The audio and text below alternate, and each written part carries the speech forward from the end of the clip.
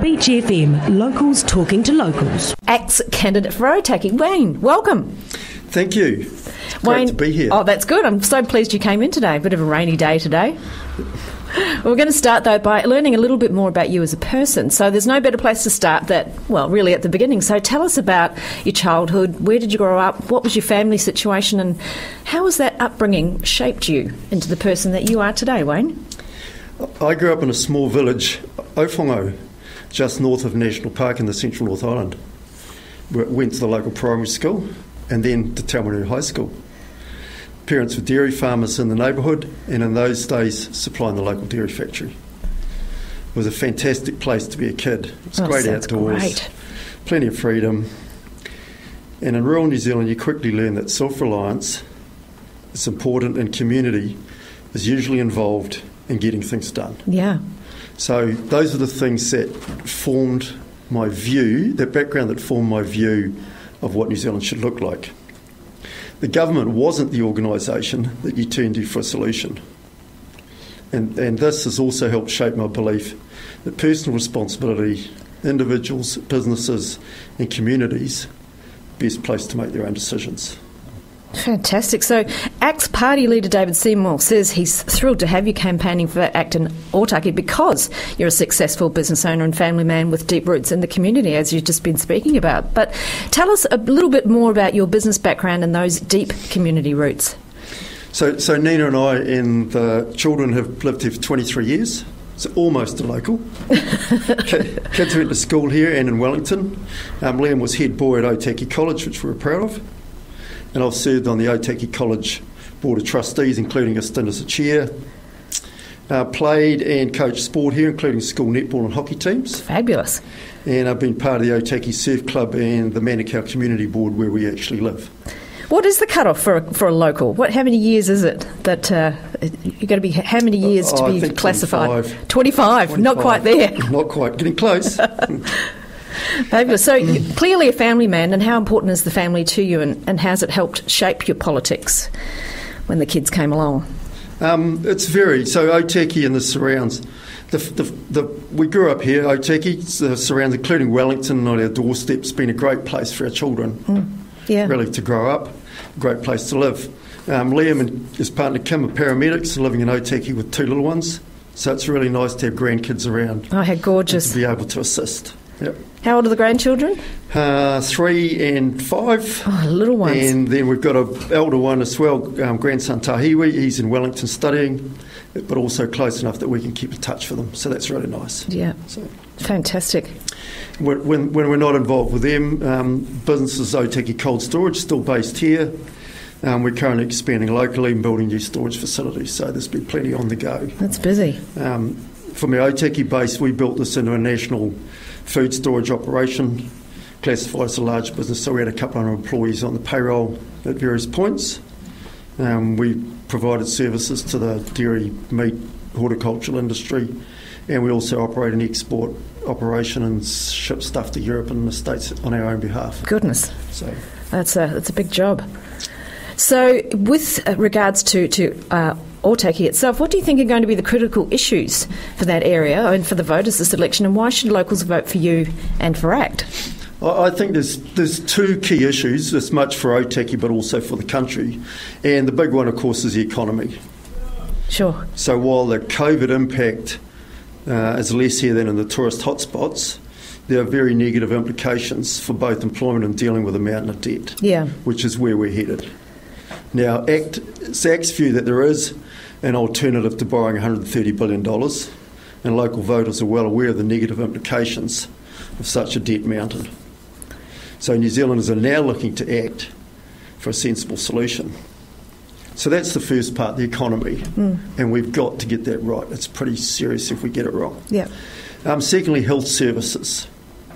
And mental health services in particular. So there's a concern in this community regarding a somewhat dysfunctional health service, as we've got 2 DHBs providing us with a service, and we have a lack of local facilities.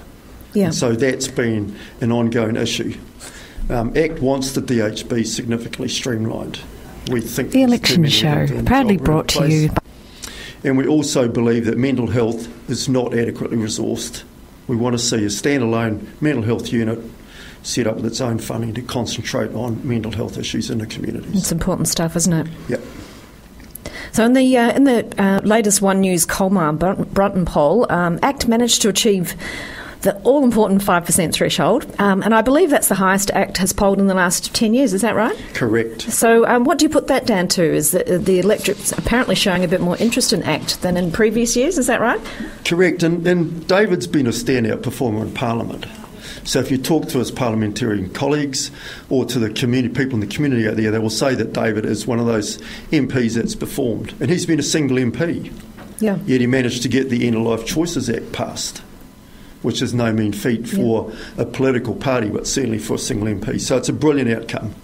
And voters actually get the final say on election day, even better. Yeah. In addition, David and ACT, they've stuck to principled positions. So regardless of the debate, issues such as free speech, individual responsibility and opportunity have remained at the forefront. And those are key ACT principles. So the other parties are now agreeing with ACT's policies, such as the need to reform the RMA or introducing employment insurance. They're both very positive signs for ACT. Yep. That when you've got policies that are becoming mainstream, people take notice. Okay, sure. So you stood for ACT and Otaki in the 2017 election, and that got you just over 100 votes, I believe, and about 160-odd party votes. So why do you think it's going to be different this time? I think it's going to be different this time for a couple of reasons. Firstly, as I've just said, ACT is being noticed and the policies are being noticed in mainstream. And ACT has been through some tough times, but the same as the other smaller parties. Many of them have not survived, but ACT has. Yeah. And the fact that ACT has survived in those tough times, again, people have noticed. Been principled, David's been working hard and continuing to campaign. So they've been the only, also David in ACT really has been the only true opposition in many of the parliamentary debates and issues of the day, where it's important to have robust debate to ensure the implications of a particular course action are clearly understood. And that's the cost and the opportunities that if you don't. So while it's nice to have strong parties, you actually need to make sure that you have robust debate and that all of the background to an issue is understood. Sure. It's great. So if ACT can achieve that 5%, that means that David Seymour will take a few more friends with him to Parliament, but you're not actually on the party list. Is that something the Otaki voters are to be mindful of when they consider voting for you? No, I am on the party list. Okay. So all ACT electoral candidates are on the party list, and we're all campaigning for the party vote. So that's the structure that ACT has chosen. But there are those higher up in the party list that are considerably more talented than I. And also, I want to be able to continue to run my business, and I see continuing to operate a business at the level I am and be a full-time MP would actually be quite difficult. Sure. But I'm prepared to help those that are on the party list. In the 1990s, I was the head of finance for the Department of Conservation, and in that role it included working with ministers, preparing budgets, financial statements for Parliament, that sort of work. And so I understand how Parliament system works, and I'm prepared to turn up there and help the ACT MPs navigate the processes and make sure that they get things done, rather than necessarily have to be the candidate who's sitting in Parliament. Sure. And as I say, there's plenty of, if you look at ACT's candidate list, there's some seriously talented people up there, environmental engineers, self-employed, teachers, people with police backgrounds. So they're well placed to be able to contribute in a parliamentary process. Sure, that's great. So, look, these are the tough questions now I'm going to hit you with. So answer what first comes to mind if you don't mind. All right. So would you rather eat sweet or savoury? Cook Island fish dish. But we're going to have to open the border to be able to do that. I know, it's tricky times, isn't it? Well, would you rather be hot or cold? I'm hot. Beach or forest? Forest. Coffee or tea? Coffee in the morning, tea after lunch. Oh, nice. Cat or dog? Dog. I'm a rural boy at heart. Oh, what a poor cat. Classical or rock? Rock. Fantastic. Rock music was a big part of my upbringing, so Supertramp, Pink Floyd, Radio Harakey, those are sort of formative years background. Well, we'll try and play a bit more rock for you on Beach FM. Now WOMAD, it's fine. Okay. I love to attend WOMAD. Oh, great. Wonderful, wonderful musicians. Fantastic. Well, Wayne, it's been a pleasure. Thank you very much. It's great to have you on the Beach FM General Election Show. Thank you, Wayne. Thank you very much for providing me with the opportunity. Thank you. 106.3 Beach FM.